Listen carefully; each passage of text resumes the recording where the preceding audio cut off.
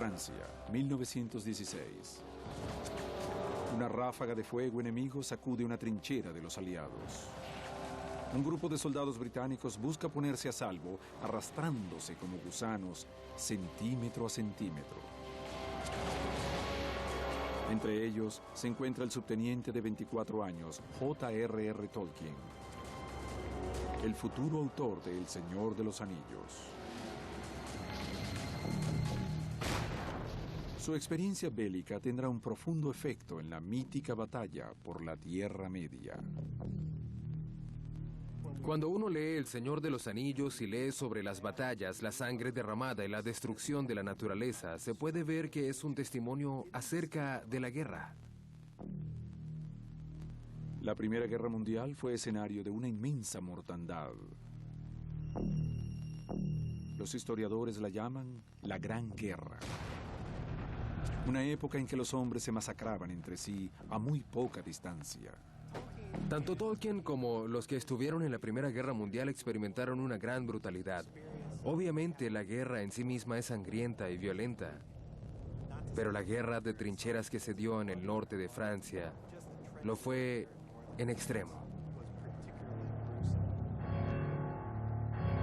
Uno estaba siempre expuesto a ser alcanzado por un proyectil de artillería o por gas mostaza y no se podía evitar tener los pies inmersos en agua, lo cual producía una enfermedad conocida como pie de trinchera que hacía que la piel se desprendiera. Todo esto seguramente lo vivió Tolkien.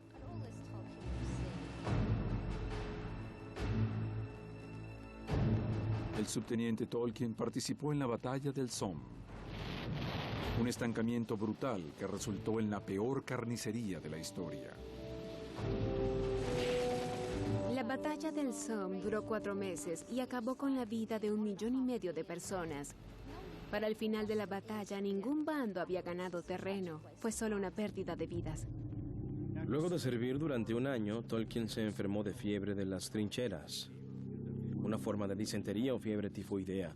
Fue hospitalizado y luego enviado a casa, donde le tomó tiempo recuperarse. De hecho, nunca regresó a la guerra. La guerra lo dejó muy malogrado psicológicamente y traumatizado. El trauma que sufrió Tolkien seguramente se reflejó en lo que vivió Frodo durante su misión de destruir el anillo.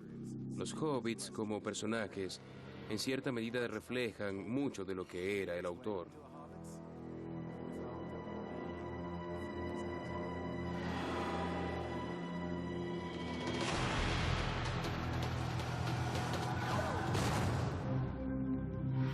En El Señor de los Anillos, el hobbit Frodo debe cruzar un pantano conocido como la Ciénaga de los Muertos, donde había tenido lugar una gran batalla 1000 años antes.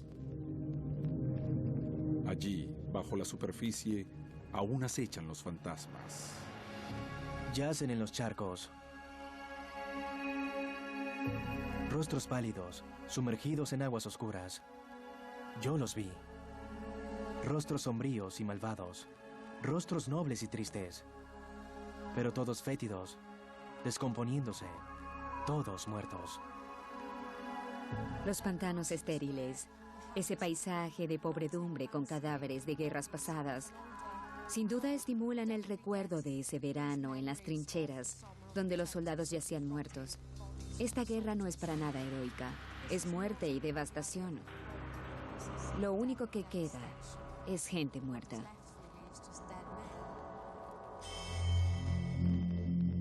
Los horrores de la guerra se plasmaron por primera vez en la obra que precedía a El Señor de los Anillos, El Hobbit. La historia culmina con una batalla en la que 5 ejércitos buscan hacerse con el tesoro de un dragón. El personaje principal, Bilbo Bolsón, ve como muchos de sus conocidos mueren en batalla y se da cuenta de la futilidad de la guerra. Al igual que Bilbo, el propio Tolkien había visto a sus compañeros morir en el campo de batalla. En Francia, luchó junto a 3 de sus más cercanos amigos. Pero para noviembre de 1916, 2 habían muerto. Al leer la historia es inevitable darse cuenta del miedo que siente un grupo de camaradas que está por enfrentarse a un enemigo casi imbatible. Ellos saben que van a ser puestos a prueba y que quizá morirán esa noche. Aún así consiguen la forma de expresar humor y valentía para mantener los ánimos elevados. Parece algo tomado de su experiencia en la guerra.